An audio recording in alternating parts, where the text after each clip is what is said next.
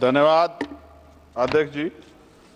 मैं आपका आभारी हूं कि आपने प्राइवेट बिजनेस रेजुलेशन संकल्प पर मुझे अपनी बात रखने का अवसर दिया। अध्यक्ष जी, मैं मिडिल क्लास फैमिली से आता हूं। मेरे पिताजी प्राइमरी स्कूल में हेडमास्टर थे। गरीबी मैंने लोग लिखा होता है कि देख के आए, सुनिए, मैंने तो अपने जीवन में इसका अनुभव किया सर। एक ऐसी बहुत बड़ी दुनिया है जो जिनके सपनों में ही हवाई जहाज है कि वो कभी हवाई यात्रा करेंगे। और मुझे आदत है सर, मैं कोशिश करता हूं लोगों से जानने की, तो बड़ी बड़ी रैलियों में, छोटी मीटिंगों में महिलाओं से, पुरुषों से पूछता हूं कि हवाई जहाज का सफर किया है क्या, तो गर्दन नीचे कर लेते हैं। फिर पूछता हेलीकॉप्टर किया, तो भी गर्दन नीचे कर लेते हैं। तो फिर ऐसा एहसास होता है कि इस देश की एक बहुत बड़ी आबादी, 80-85% आबादी, जिसके सपनों में ही हवाई जहाज, वो हवाई जहाज का सफर कभी कर पाएगा नहीं कर पाएगा। शायद जैसे पैदा हुआ जिस स्थिति में, बहुत बड़ी आबादी तो उसी स्थिति में चली भी जाती है। प्रधानमंत्री जी ने एक सपना दिखाया, उस सपने को लेकर के बहुत लोगों के मन में विश्वास पैदा हुआ।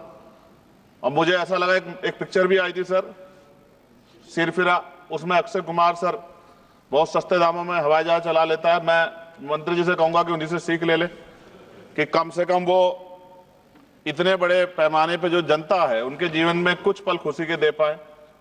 अध्यक्ष जी, मैं बिहार जा रहा था, पटना में। आपके लिए वहां इन्होंने एक यात्रा निकाल के माहौल खराब किया था गिरिराज सिंह जी ने, उसी को रोकने के लिए जा रहा था सर। तो मेरे साथ एक दिल्ली के द्वारका के सज्जन बैठे थे, गोयल जी। जब चर्चा हुई तो मैंने उनसे पूछा कि सर कहां आप, कैसे? तो उन्होंने कहा हमें जाना तो कुंभ में था सर। मैं बिल्कुल स्पष्ट सच बात बताऊंगा सर, मैं राजनीति नहीं करता सब चीजों पे, मगर इसलिए नहीं जा पा रहे क्योंकि मेरी पत्नी जाना चाहती थी, मगर बजट में नहीं आ रहा है, हमारे बजट से बाहर हो रहा है। तो हमने कैंसिल कर दिया अपना प्रोग्राम। कहाँ पे? कुंभ जाने का। तो ट्रेन से चल जाते, हम भी तो ट्रेन से गए सर। ट्रेन में तो 7-7 घंटे का वो था, वेटिंग थी सर। आप तो यंग आदमी है, वो बुजुर्ग लोग कहाँ, रिटायर आदमी है सर, वो कहाँ से बेचारा करता। सर ये आप ही की सरकार में बताइए ना कि ट्रेन से जाना पड़ रहा है। आपको अपने ऊपर सोचना चाहिए भाई कि आप एमपी हैं और आपके परिवार के लोग बेचारे ट्रेन से जा रहे हैं। कौन सी वो वीआईपी कल्चर कहाँ गया सर? वो सब परेशान थे, तो मैंने आके यहाँ आवाज उठाई, मंत्री जी को पकड़ा। मंत्री जी खड़े बैठे यहाँ कि भैया आप तो यंग आदमी हो, तो रोको इसको, इससे गलत हो रहा है। और मैं धन्यवाद दूंगा कि इन्होंने तत्काल अगले ही दिन मैंने खबर पढ़ी कि हवाई किराए में जो कुंभ जा रहे थे प्रयागराज, उसमें 30-40% की कटौती की गई। यानी कि जो 50-60 हजार रुपए हो रहा था उसको कम करके 25-30 हजार रुपए तक किया गया। ये तब हुआ, ये गवाह बैठे हैं मंत्री जी इस बात के। ये क्या कह रहे हैं? ये गंभीर बात पूछ लो सर, आप पूछ लो, कम करा सकते हो, पूछ लो। आप ये पूछो, मैंने इनसे कहा नहीं कहा। और ये अगर ये इनके हाथ में दे दो फिर कैसे हुआ सर, ये भी मंत्री जी बता सकते हैं। तो सर मेन क्या है, बहुत, क्योंकि सरकारी नौकरियां तो सर 2% है, 98% प्राइवेट सेक्टर है। तो जो प्राइवेट जॉब करता है, जैसे एक्स कोई बेंगलुरु में निखिल और सुरभि वहां जॉब करते हैं और अपने घर आना चाहते हैं सर, एयरपोर्ट पे आ जाओ। आ रहा हूं सर, आ रहा हूं सर, करवा दो मंत्री जी से कह के, तो बहुत आसान हो जाए सर। तो सर वो अगर आना चाहते हैं और उन्होंने अपने, क्योंकि जितनी सैलरी है, सैलरी रोज नहीं बढ़ रही है सर उनकी, तो उन्होंने बजट बनाया हुआ है। इस आने और जाने में अक्सर उनको बड़ी परेशानी का सामना करना पड़ता है। ये वो लोग हैं जो जिनकी संख्या बहुत ज्यादा है सर। फ्लाइट अगर लेट हो जाए तो कई घंटे आपको एयरपोर्ट पे इंतजार करना पड़ेगा। कई बार 2-2 फ्लाइट ले जाती, बैठने की व्यवस्था भी नहीं रहती। लेकिन अगर आप लेट हो जाओ 5 मिनट, तो फिर दूसरी फ्लाइट ढूंढो। उस समय में सर चाहे 3 घंटे हो, 4 घंटे हो, पानी का रेट सर 120, 200, 250 रुपए। जैसा आदमी वैसा पानी सर, जिसकी जितनी हैसियत है। अगर आपके बच्चे हैं, परिवार है, तो और परेशानी है सर, कोई पूछने वाला नहीं है। सर ये जो मैंने कल भी एक जवाब में जिस पे आपने कहा था, मंत्री जी को बोल दो, मंत्री जी एक वाटर कूलर भी एयरपोर्ट पे लगा दो, जरूरी थोड़ी बोतल का पानी पिए आदमी। ये अच्छी बात है सर, बहुत अच्छा सुझाव दिया आपने। पानी तो वैसे फ्री में मिलता है सर हर एयरपोर्ट। कहाँ सर, कौन से एयरपोर्ट पे सर? पता नहीं होता, बॉटल्ड वाटर नहीं, पीने का पानी तो मिलता है हर जगह पे, हर एयरपोर्ट पे। क्या क्या बात बताई सर आपने, कौन, उसका नाम बता दो एयरपोर्ट का सर मुझे। दूसरी चीज है, हमने एक नया ये उड़ान स्कीम का प्रेरणा लेते हुए हमने उड़ान यात्री कैफे भी शुरू किया सर। ये कोलकाता में शुरू किया, चेन्नई में शुरू किया, अहमदाबाद में भी, और बाकी सारे एयरपोर्ट पे भी करेंगे, जहाँ पे 10 रुपए का वाटर बॉटल भी दे रहे हैं, 20 रुपए के टी कॉफी भी दे रहे हैं, 20 रुपए का एक और नमकीन भी दे रहे हैं, स्वीट भी दे रहे हैं।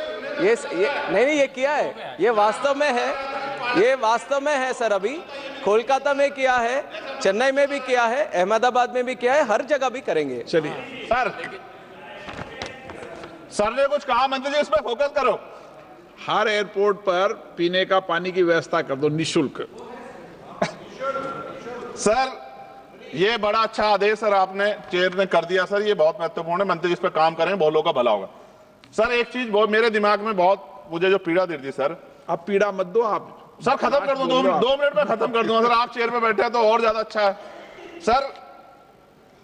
जैसे हमने बोलना है, इसमें लिखा गया दिया गया था कि अगर समय से पहले कराते हैं तो टिकट सस्ते होते हैं, और समय के साथ करा देते हैं तो टिकट महंगे होते हैं। ये अच्छी बात है सर, कुछ ही घंटों में ना तो सीट की संख्या बढ़ती, ना स्टाफ पे कोई प्रेशर आता, ना ही कोई ज्यादा माल आता, लेकिन रेट बहुत बढ़ जाते हैं।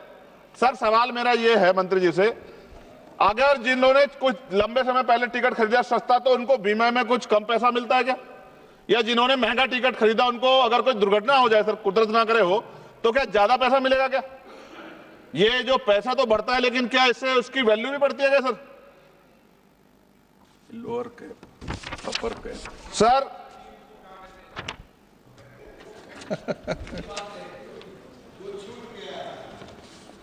सर आपने कहा कि भाई ये जो है डिपेंड करता है सीजनलिटी, छुट्टियां, त्योहारों और प्रतिस्पर्धा पे। सर प्रतिस्पर्धा है कहां सर?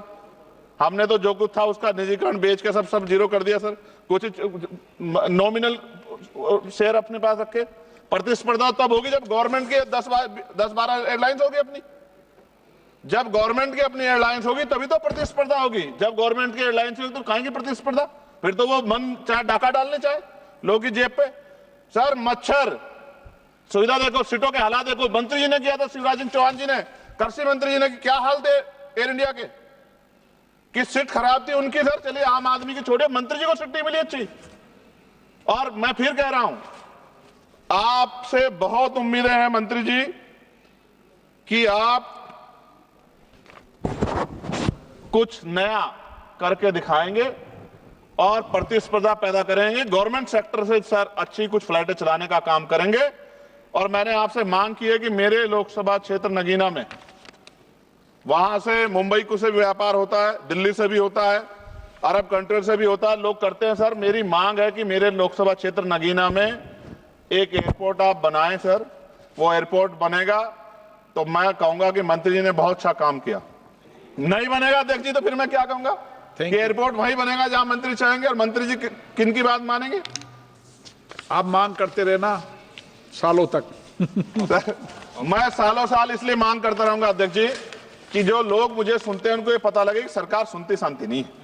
सरकार मांग तो आदमी कर देता है, लेकिन सरकार ध्यान उनका रखती है जो उनके चाहते होते हैं। सरकार सबका ध्यान नहीं रखती, ये बात मेरे लोगों को पता लग जाए। थैंक यू सर एक आखिरी में खत्म कर 30 सेकंड में सर इसमें जो जॉब्स है सर, अब ये गाइडलाइन है सर सुप्रीम कोर्ट की और डीओपीटी की भी, 45 दिन से ज्यादा पे पक्की नौकरी। सर ये कहां है पक्की नौकरी?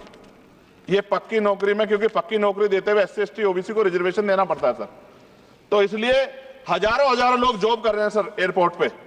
आप डाटा सर, आप तो गार्जियन है हमारे, डाटा देखो सर, मगर SC ST OBC के लोगों को कहां उनमें रिजर्वेशन का लाभ मिल रहा है? ये तो एक तरह से उनके अधिकारों पर डाका डालना हुआ ना सर। इसलिए मैं मंत्री से मांग करूंगा कि सबका ध्यान रखते हुए और नियम, कायदे, कानून, यानी कि संविधान ने जो सत्य दी उसके आधार पे आगे बढ़े, देश का नाम रोशन करें। मैं आपका अध्यक्ष जी बहुत बहुत धन्यवाद करता हूं कि आपने मुझे मौका दिया। जय भीम।